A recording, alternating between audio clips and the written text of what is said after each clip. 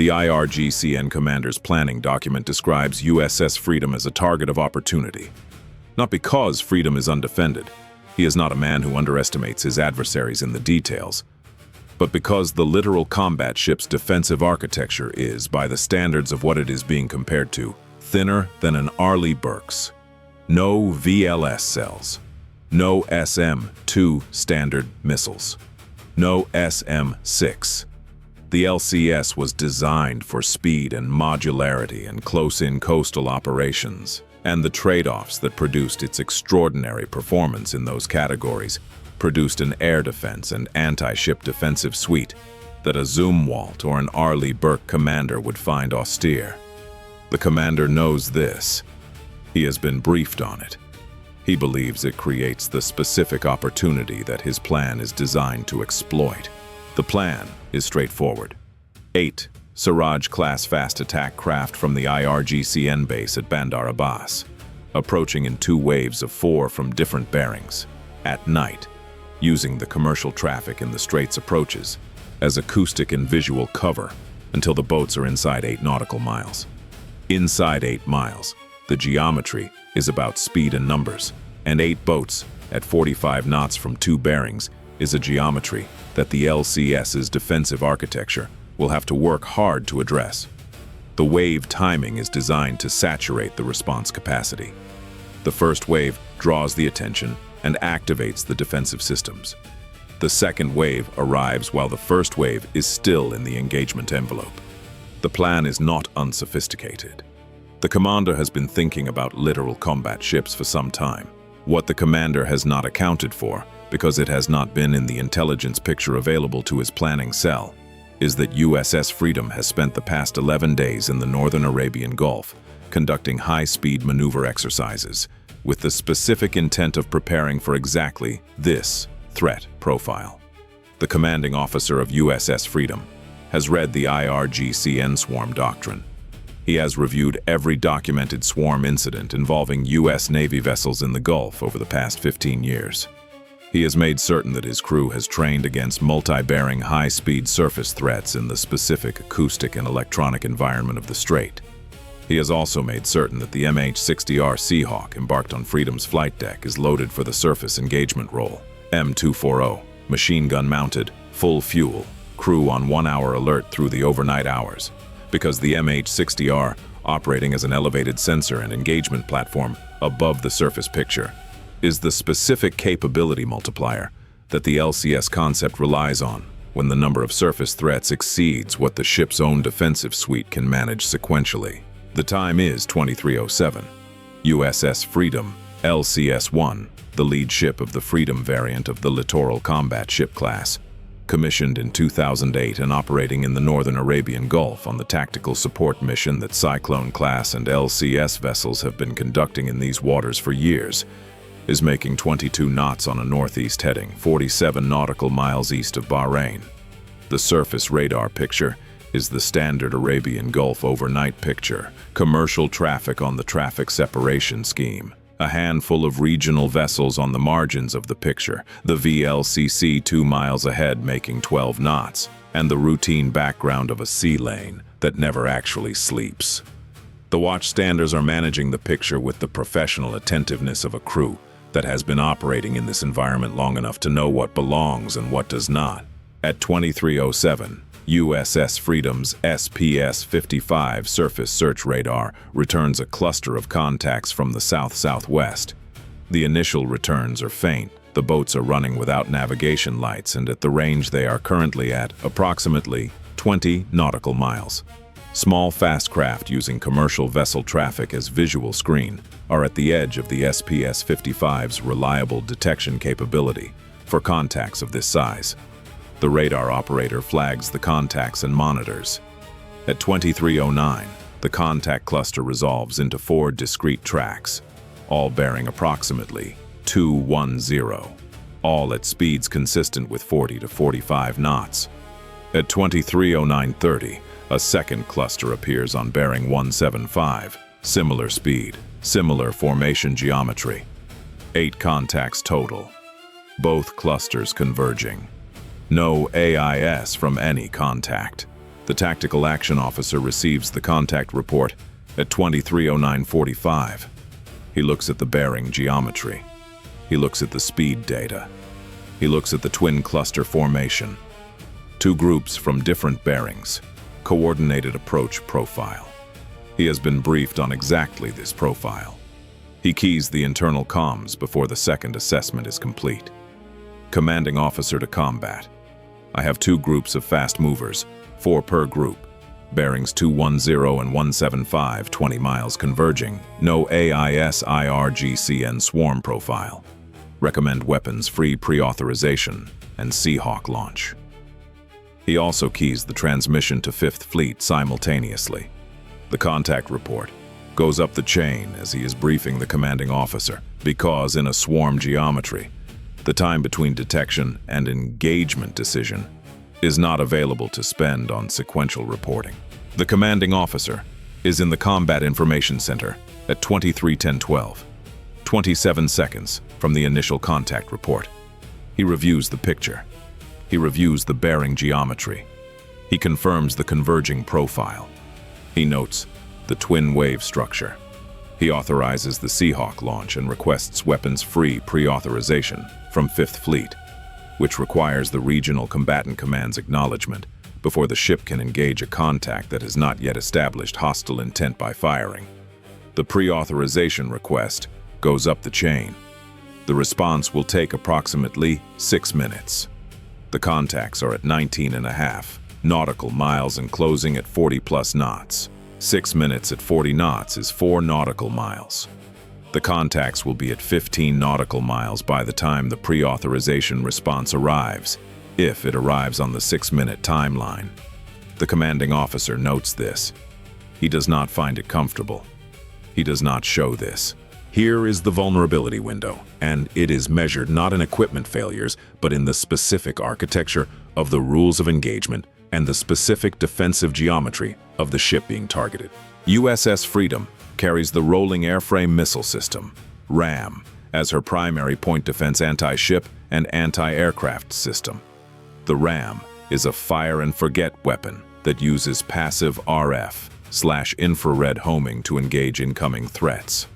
It is a capable, last-ditch defense. Its engagement range against small surface craft is not its primary design mission, but it can be employed in that role. More relevant to tonight's geometry is the 57mm Mark 110 automatic gun forward on the ship's foredeck, which can engage surface targets at effective range of approximately 3 nautical miles and is the ship's primary surface engagement weapon for the kind of threat that is currently converging from 2 bearings at 40 knots. 3 nautical miles.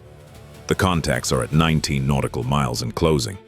The math means the gun will not be in the fight for approximately 20 minutes at current closure rates. The engagement window is the Seahawk and the authorizations that follow it. The second element of the vulnerability window is the split bearing approach geometry. The two groups are coming from different bearings, 210 and 175, or 35-degree separation.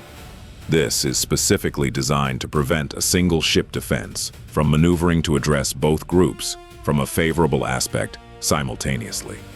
A ship that turns toward one group increases its exposure to the other.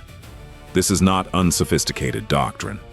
It was developed by people who have been studying how to approach a single American warship in the Gulf with the assets available to a coastal naval force, and it represents a genuine tactical problem for a ship that does not have the layered defensive depth of an Arleigh Burke.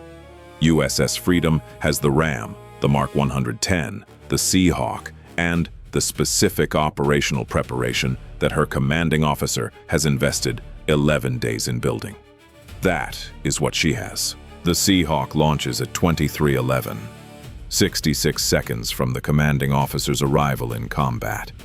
The crew was at the 1-hour alert when the contact report arrived, which meant they were in the aircraft, not in the ready room, which meant the preparation for launch was already underway at 23:09:45, when the tactical action officer made his report.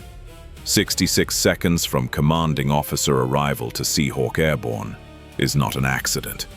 It is 11 days of training producing a specific result. The Seahawk climbs south and southwest toward the contact's bearings, with the data link from Freedom's radar picture feeding the crew's tactical display throughout the transit. At 23:13, the Seahawk pilot reports visual contact with the lead element of the northern group. Two boats confirmed fast attack craft profile, running without lights, bearing 210, approximately 16 miles from Freedom. FLIR imagery confirms Seraj-class, both armed, no navigation lights, high speed. The pilot transmits the FLIR image to Freedom. The tactical action officer adds it to the contact record. Seraj-class IRGCN profile confirmed. The pre-authorization request that went to 5th Fleet at 23:10 now has supporting imagery. 5th Fleet's acknowledgement arrives at 23:16:08. Weapons free against confirmed IRGCN fast attack craft operating with hostile intent posture in the northern Arabian Gulf. The time between pre-authorization request and acknowledgement, 6 minutes and 8 seconds. The contacts are at 14 nautical miles. Let us talk about USS Freedom and why the people who designed the Littoral combat ship concept did not make a mistake when they gave her 47 knots instead of a vertical launch system. The Freedom variant displaces approximately 3,900 tons at full load.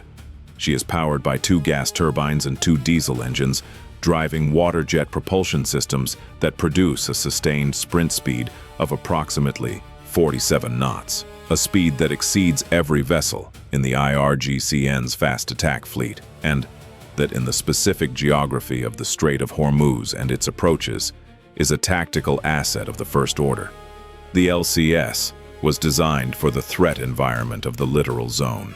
Shallow water, congested traffic, fast-moving asymmetric threats. The need for rapid repositioning that diesel-powered conventional combatants cannot achieve. In this environment, speed is armor. Speed is the option that allows the ship to choose its geometry, rather than accept the geometry that the adversary has planned. The IRGCN commander's swarm geometry requires USS Freedom to hold a position and defend it. USS Freedom does not have to hold a position. USS Freedom can do 47 knots. The commanding officer has been thinking about this since 23:09:45, when the twin cluster geometry appeared on the radar picture. He has been thinking about the math of a split-bearing approach and the specific geometry that 47 knots creates when applied to that math. At 23:16:12, 4 seconds after weapons-free authorization arrives, he gives the engine order: ahead, flank. All 4 propulsion systems to maximum. USS Freedom accelerates. She is making 32 knots within 90 seconds. She is making 44 knots within 3 minutes. The IRGCN commander planned his geometry around a ship maintaining 22 knots on a steady heading. The geometry he planned is dissolving as the ship he planned it against accelerates northeast at 44 knots, increasing her distance from both approaching groups simultaneously. This is not a retreat. It is a maneuver. There is a specific difference between a ship that accelerates away from a threat and a ship that accelerates to choose a different engagement geometry, and the difference is in the intent and the subsequent course.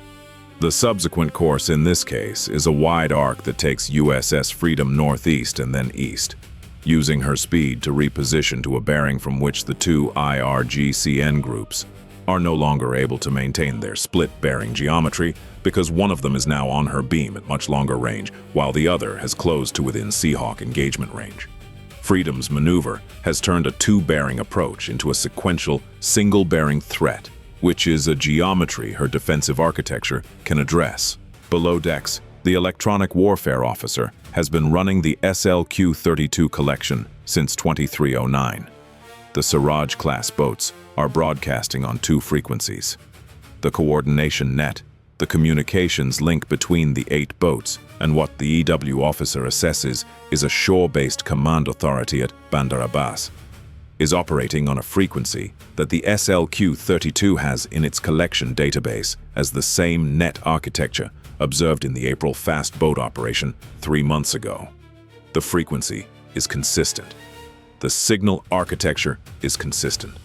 The IRGCN is not changing their communications architecture between operations. This is operationally significant. A communications architecture that does not change between operations is an architecture that can be anticipated, monitored, and potentially exploited. The EW officer logs the frequency, the signal structure, and the correlation to the April collection. He also logs the timing of the transmissions on the coordination net, which have been increasing in frequency since Freedom's speed increase. The Shore Command Authority is clearly aware that their geometry is dissolving and is transmitting more frequently. The increased transmission frequency itself is a data point about how the Command Authority responds to unexpected target behavior. The net is busy, the EW officer reports at 23:19. 12 transmissions in the last 3 minutes. Whoever is running this from shore is not happy. He marks the transmission rate.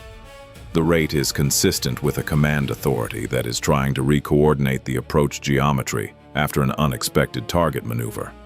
They were not briefed on 44 knots. He marks the timestamp. The Shore Command Authority's reaction to Freedom's speed, the surge in transmission rate, the apparent re-coordination effort, is itself intelligence. It confirms that the IRGCN's planning assessment did not account for the Freedom's sprint capability. The planning failure is being documented in real time by the ship that the planning failed against. The Seahawk is now positioned between the two boat groups, with Freedom's 16-mile separation to the northeast, giving the helicopter unobstructed engagement geometry against the northern group's lead element. At 23:21, the Seahawk's pilot reports that the lead boats of the northern group have reduced speed from 44 knots to approximately 30, consistent with a formation that has lost its target on the planned approach bearing and is reassessing. The southern group is still at high speed, but has altered course to track Freedom's new position, which means the southern group is now on a single approach bearing rather than the planned offset bearing. The split bearing geometry that required 2 simultaneous defensive responses is now a single bearing geometry that requires 1. Freedom's maneuver has done what 44 knots buys. Weapons Pre-authorization covers the confirmed IRGCN contacts.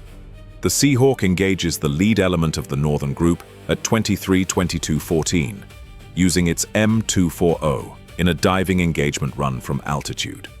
The engagement is brief. 3 passes, lead boats propulsion affected on the second pass, both lead boats reducing speed significantly by the third pass. The flare shows the boats losing steerage at approximately 22 knots, slowing further, coming off their attack profile. The lead element of the northern group is no longer a factor in the engagement geometry. Freedom's Mark 110 engages the southern group's lead element at 23:24:08, when the geometry has resolved to a single bearing at 2.8 nautical miles inside the gun's effective range. The 57mm automatic cannon at its engagement rate against a small, fast surface target at this range produces a probability outcome that is not favorable for fiberglass boats. The lead boat of the southern group becomes a radar return that is decreasing in speed and eventually in radar cross-section. The second boat of the southern group turns north, away from Freedom's position.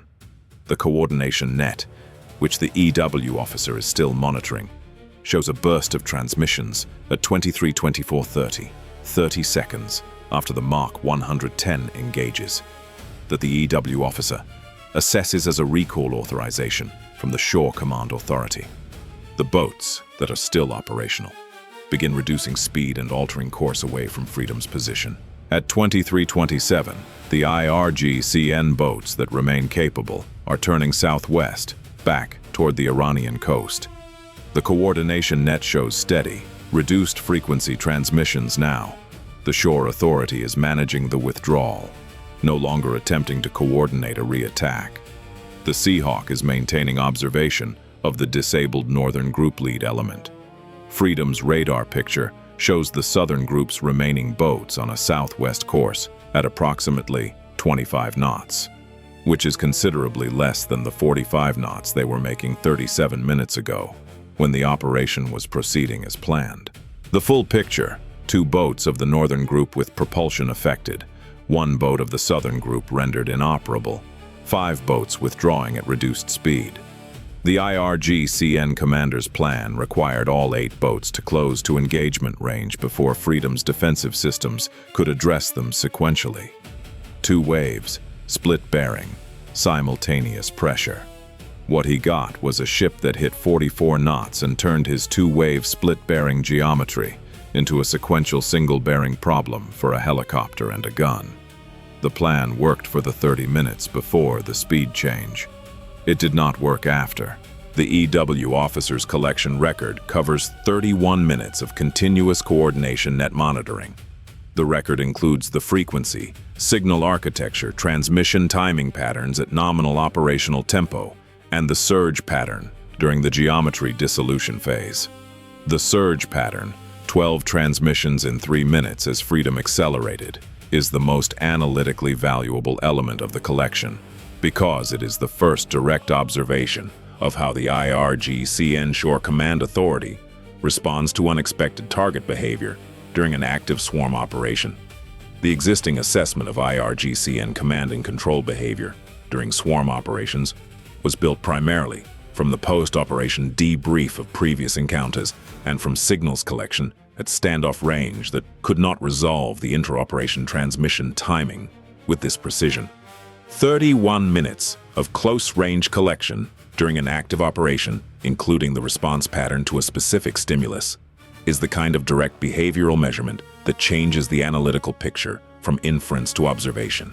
The collection record also includes documentation of the Seraj-class boat's radar emissions during the approach phase, the brief low-power navigation radar illuminations that the boats used for positional awareness when they were running without navigation lights in the shipping traffic. The illumination timing, frequency, and pattern are logged. The SLQ-32's frequency characterization of the navigation radar confirms the existing threat library entry and adds a specific data point on the illumination timing that will be useful for future surveillance of similar threat approaches. The full collection report runs to 23 pages.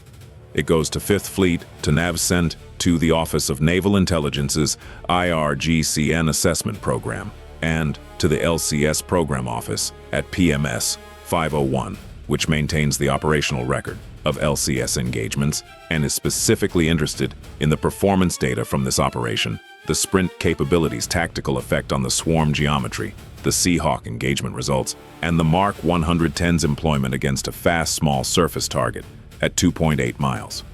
The LCS Program Office has been collecting exactly this kind of operational performance data since the class entered service, and tonight's engagement is among the cleaner examples in the record. A well-planned swarm operation defeated primarily by the platform capability that made the planning obsolete.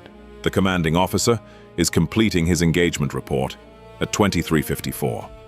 The report covers the contact detection, the Seahawk launch, the pre-authorization timeline, the speed maneuver, and the engagement results. It is 37 minutes since the first contact report. The engagement is over. The report is precise. It notes the 44-knot sprint and its effect on the approach geometry in clinical terms that do not convey the specific professional satisfaction of a commanding officer who spent 11 days training his crew for this scenario and watched the training produce its intended result in real time. He notes in the section on lessons learned, which is part of the standard engagement report format for LCS operations, that the pre-authorization timeline of 6 minutes and 8 seconds was the most significant constraint of the engagement, and that the geometry that existed at the time pre-authorization arrived was materially different from the geometry that would have existed had the contacts been at 10 miles rather than 14. He does not recommend shortening the authorization process.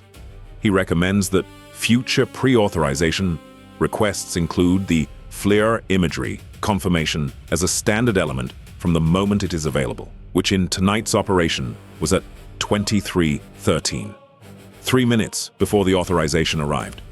Earlier, imagery in the pre-authorization package might have reduced the confirmation timeline. He will make this recommendation at the next NavCent Operational Lessons Conference.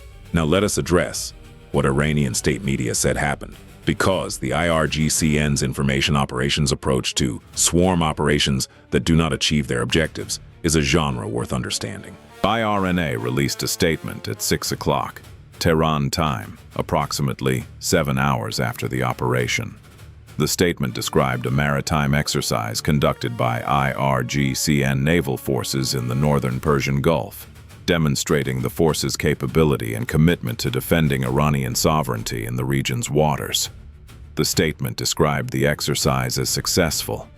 It did not specify what success consisted of, because the specific outcome: 2 boats with propulsion damage, 1 boat rendered inoperable, 5 boats withdrawing at reduced speed, is not the vocabulary of successful exercises. It described an exercise. The exercise occurred. The description's relationship to the exercise's outcome is the gap that exists between all adversary exercise statements and the operational record. The second account, from a Defense Affairs correspondent affiliated with IRIB, described the IRGCN as having conducted a comprehensive maritime demonstration near an American vessel in the northern Gulf, noting that such exercises demonstrated the IRGCN's determination to maintain presence in regional waters.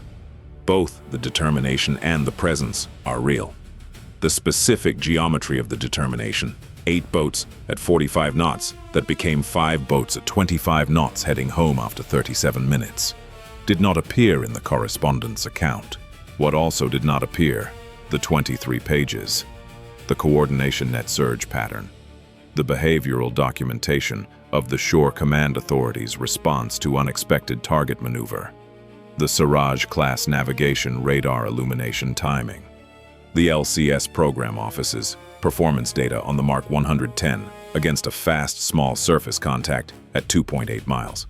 All of it in the record. None of it in the broadcast. USS Freedom is back on her transit track at 23:58, making 23 knots northeast. The speed maneuver has cost approximately 12 minutes and some fuel. The engagement has cost some M240 ammunition and some MK110 rounds. The engagement report will take the commanding officer until 0:23 to complete to his standard. The coffee situation has been managed by the Combat Information Center Watch Supervisor, who brewed a fresh pot when weapons pre-authorization arrived at 23:16 on the reasonable assessment that the next several hours were going to require professional-grade caffeine. The assessment was correct. The coffee is excellent. The IRGCN commander's plan is in the engagement record. The LCS program office has its performance data. The Mark 110 did its job. The Seahawk did its job. Freedom did 44 knots. The strait is open. Bye for now.